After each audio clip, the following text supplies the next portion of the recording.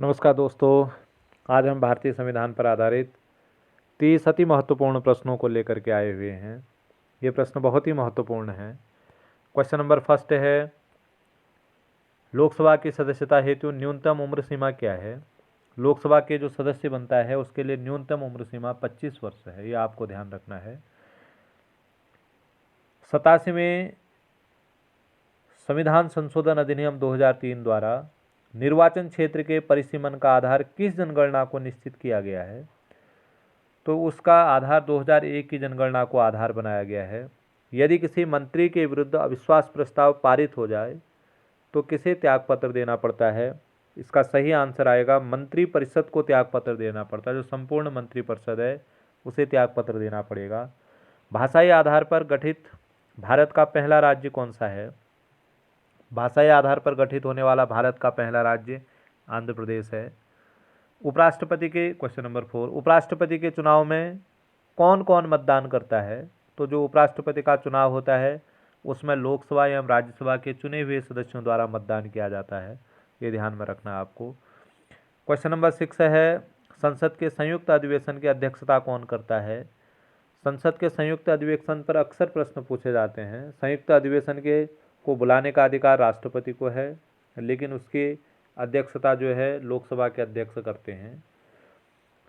भारतीय संविधान में संघात्मक शासन प्रणाली किस देश से ली गई है। संघात्मक शासन प्रणाली का आशय होता है जब शासन की शक्तियों को केंद्र एवं राज्य सरकारों में बांट दिया जाता है तो उस शासन व्यवस्था को संघात्मक शासन व्यवस्था कहते हैं। यह संघात्मक शासन व्यवस्था कनाडा से ली गई है भारत में। किसकी संस्तुति के आधार पर राष्ट्रपति भारत की आकस्मिक निधि से धन व्यय कर सकते हैं। भारत की आकस्मिक निधि से धन व्यय करने के लिए राष्ट्रपति को किसी की अनुमति की आवश्यकता नहीं होती है, तो इसका सही आंसर है किसी की अनुमति की आवश्यकता नहीं है। सार्वजनिक लोक लेखा समिति में कितने सदस्य होते हैं। इसका जो सही आंसर आएगा, सार्वजनिक लोक लेखा समिति में कुल 22 सदस्य होते हैं, जिसमें से 15 लोकसभा के होते हैं और 7 राज्यसभा के होते हैं। तो सार्वजनिक लोक लेखा समिति में लोकसभा के सदस्य 15 होते हैं। किस संविधान संशोधन अधिनियम द्वारा मौलिक अधिकारों की संख्या 6 की गई थी। 44वां संवैधानिक संशोधन 1978 द्वारा संपत्ति के अधिकार को मौलिक अधिकारों से हटा दिया गया था, तो उसके बाद मौलिक अधिकारों की कुल संख्या 6 रह गई थी। तो सही आंसर है 44वां। संविधान सभा के लिए चुनाव कब हुए थे। संविधान सभा के लिए चुनाव 1946 में हुए थे। भारत के किस राष्ट्रपति ने पूर्व में लोकसभा का पद भी संभाला था। इंपॉर्टेंट प्रश्न है ये, तो इसका सही आंसर है नीलम संजीव रेड्डी। प्राक्कलन समिति संसद के किस समिति की होती है। प्राक्कलन समिति लोकसभा की होती हैं, 30 सदस्य होते हैं, सबके सब जो है इसमें लोकसभा के मेंबर होते हैं। ये बहुत इंपॉर्टेंट प्रश्न है। उसके बाद अगला आता है, संविधान का अनुच्छेद 356 किससे है। संविधान का अनुच्छेद 356 राष्ट्रपति की आपातकालीन शक्तियों से है। तो इसका सही आंसर आएगा किसी राज्य में राष्ट्रपति शासन से। तो अनुच्छेद 356 यदि किसी राज्य में शासन तंत्र विफल हो जाता है तो राष्ट्रपति अनुच्छेद 356 का उपयोग करते हुए उस राज्य में राष्ट्रपति शासन लगाते हैं। भारत की प्रथम महिला लोकसभा अध्यक्ष कौन है। भारत की जो प्रथम महिला लोकसभा अध्यक्ष हैं वो मीरा कुमार हैं। भारत की प्रभुसत्ता किसमें है। भारत की जो प्रभुसत्ता है वह भारत की जनता में निहित है। भारत में नए राज्यों की स्थापना किसकी अनुमति से की जाती है। भारत में जो नए राज्य हैं यदि उनकी स्थापना होनी होती है तो संसद की अनुमति आवश्यक होती है। संसद द्वारा ही नए राज्यों का गठन किया जाता है। संविधान सभा का गठन निम्नलिखित में से किसके अंतर्गत प्रस्तावित किया गया था। तो संविधान सभा का गठन जो है कैबिनेट मिशन योजना के द्वारा प्रस्तावित किया गया था। संविधान के किस अनुच्छेद में सर्वोच्च न्यायालय के न्यायाधीश पर महाभियोग चलाए जाने का प्रावधान है।